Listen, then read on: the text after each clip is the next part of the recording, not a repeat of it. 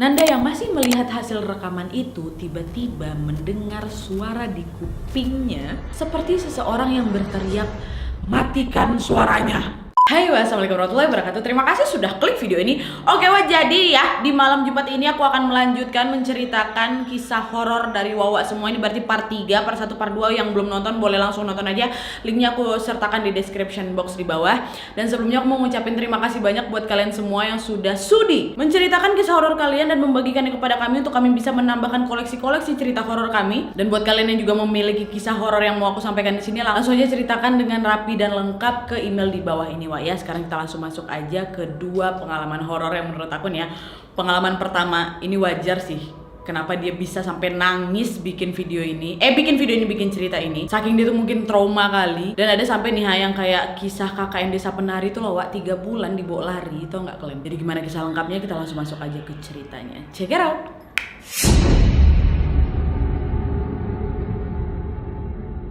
Oke, kisah horor pertama berasal dari Wawa aku yang bernama Bang Nanda yang berasal dari Banjarbaru, Kalimantan Selatan, Wak. Nah, jadi Wak Nanda ini pernah mengalami pengalaman yang super duper horor yang bisa ngebuat si Nanda ini trauma kali sampai sekarang kayak aku bilang tadi tuh. Bahkan gitu sampai nangis bikin cerita ini katanya. Karena mungkin aja untuk mengingat kembali pengalaman itu dia masih kayak tertekan gitu lah, Wak. Nah, jadi gimana kisahnya? Jadi pengalamannya si Nanda ini terjadi baru aja, Wak, tahun 2018 lalu. Yang mana pada saat itu si Nanda ini udah bekerja, Wak, dan dia memutuskan untuk mengontrak rumah bersama sepupunya yang bernama Bawai dan satu orang temannya lagi namanya Idang. Nah, pada saat itu rumahnya si Nanda dari kantornya itu lumayan jauh, Wak, jauh kali malah. Tapi si Nanda waktu itu memutuskan untuk ya udahlah, memang kayak gitu resikonya kan dibanding ada kerjaan. Aku akhirnya dia tiap hari pulang pergilah dari rumah ke kantornya yang jaraknya jauh kali tuh. Tapi karena ngerasa tepar juga kalau gini-gini terus kan, ya udahlah langsunglah dia bawa sepupunya sama kawannya, mereka bertiga ini mulailah untuk mencari rumah kontrakan yang bisa mereka sewa dan cari juga tuh rumah yang kayak pas gitulah di kantong mereka kan. Nah, tiba-tiba waktu lagi nyari-nyari rumah kontrakan itu ada nih, Wak, satu papan penanda nongol tuh di antara semak-semak belukar. Nah, pada papan itu tertulislah rumah dikontrakan. Nah, awal mulanya, Wak, mereka bertiga ini kayak nggak ngeliat tuh ada papan penanda itu. Karena kan posisi papan itu berada dalam semak belukar ya, Wak, ya, yang lumayan tinggi sehingga hampir sebagian wujud dari papan itu kayak tertutupi oleh semak-semak yang aku bilang tadi. Tapi berkat kejelian matanya si Nanda, mereka bertiga pun akhirnya bisa tuh ngeliat, oh ada rumah ya di situ. Walaupun memang agak sedikit creepy kali di situ ya. Bukan apa, Wak, posisi rumahnya tuh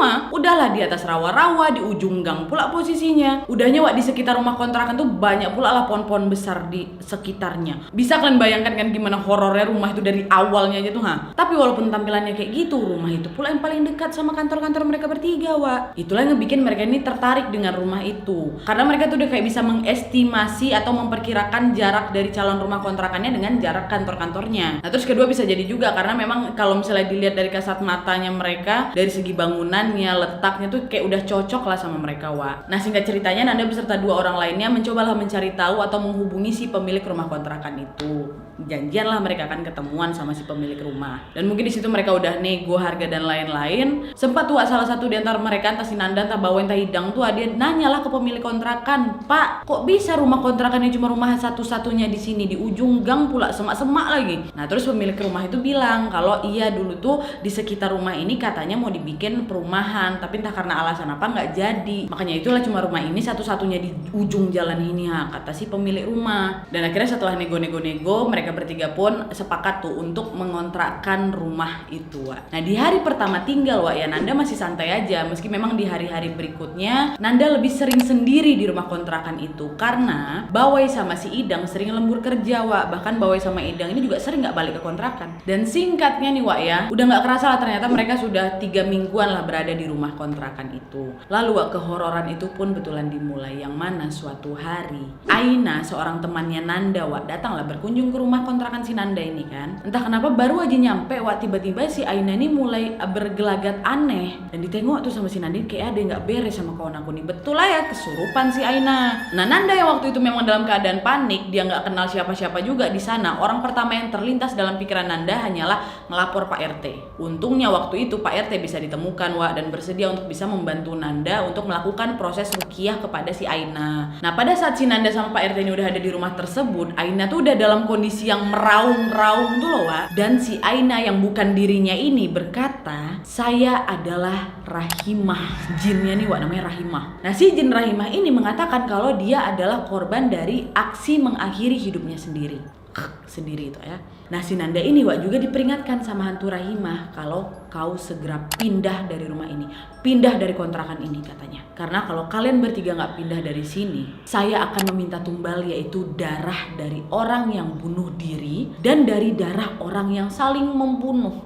Itu kata Rahimah. Kalian bayangkan baru ngontrak 3 minggu, ada yang kerasukan disuruh pindah dengan alasan minta tumbal lagi. Apa nggak terkejut kalian kayak gitu ha? Dan selama proses ruqyah ini berlangsung, Wak, Aina ini tetap bersikap aneh. Dia gerasa gerusuk, meronta.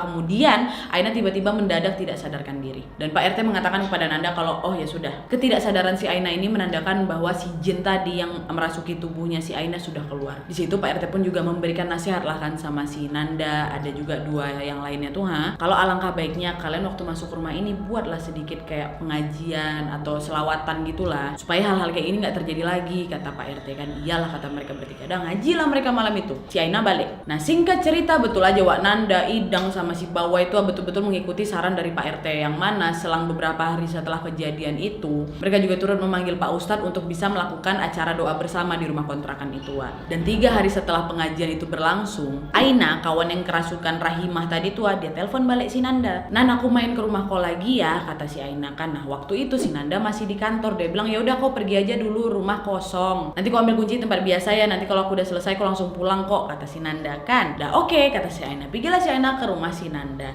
Sesaat azan maghrib berkumandang Wah, Nanda udah OTW balik nih ke rumah kan. Tiba-tiba Idang nelpon dia. Woi Nan, kunci kontrakan mana? Kok nggak ada di tempat biasa? Kata si Idang kan. Terus Nanda bilang, tadi aku udah bilang posisi kunci di mana. Berarti dia ada di dalam tuh. Kok gedor aja lah pintunya, kata si Nanda. Oh iyalah kata Idang kan, diketok lah pintu. Ini masih nyambung ya teleponnya, diketok tok tok tok tok tok. Gak juga nyaut si Aina dari dalam kan. Coba keras lagi kok ketoknya Dang, kata si Nanda. Ketok makin keras lagi sama si Idang. Tuh Idang bilang gak ada juga keluar si Aina nih, mana nih dia, kata dia kayak gitu. Nah Nanda yang sebentar lagi mau sampai ke rumah ini bilang sama Idang, weh coba aku pergi ke jendela kamar aku, coba aku intip dari sana, jangan-jangan si Aina lagi ketiduran apa kayak gimana, coba aku intip ya, kata gitu. Iyalah, pergilah si Idang nih ke jendela kamarnya si Nanda kan. Ditengoknya Wak, dari jendela apa yang dia lihat, Idang langsung teriak sekencang-kencangnya sampai kayak bikin gendang telinganya si Nanda mau pecah. Orang ditelepon kayak gini langsung. Kagetlah si Nanda langsung kan, kok kenapa, ada apa yang kau lihat? Dan kalian tahu Idang kemudian menjawab kalau dia melihat Aina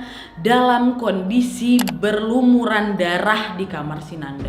Berlumur darah. Di situ nih di balik jendela itu si Idang ngelihat si Aina dengan tatapan kosong sambil nangis.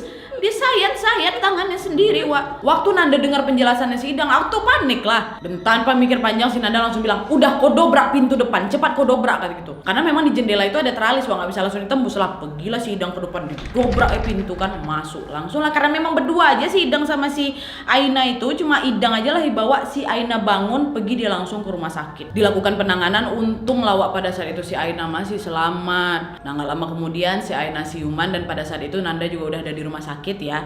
Dia bercerita lah itu sama Nanda sama Idang. Kok kenapa nak? Ngapain kau bunuh diri? Kok nggak boleh, weh dosa, kata si Nanda gitu kan. Aina cuma bilang, aku nggak sadar apa yang udah aku buat itu Wak, katanya. Yang aku ingat, aku tuh cuma lagi galau, katanya kan. Tiba-tiba aku dengar ada suara bisikan, mati, mati. Nah setelah aku dengar itulah entah kenapa aku mau nyayat diri aku sendiri.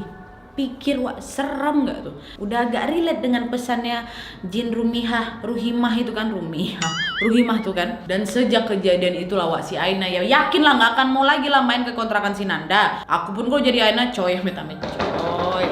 Jangan kan nyayat diri, jangan sampai lawak galau lah gitu Gak mau lagi aku main tempat kalian, kata si Aina kan. Gak lucu main tempat kalian tuh, tau-tau aku nyayat diri. Udah pokoknya kapok lah si Aina main di sana. Nah waktu itu si Nanda sempat ngebatin, kok cuma si Aina aja ya yang diganggu? Kenapa cuma dia aja sasaran satu-satunya hantu di rumah kontrakan kami? Kenapa bukan kami? Kami bertiga loh tinggal di sana, gitu ya kan? Sempat terbersit Wak sama si Nanda. Nah kita keep dulu, nanti ada jawabannya.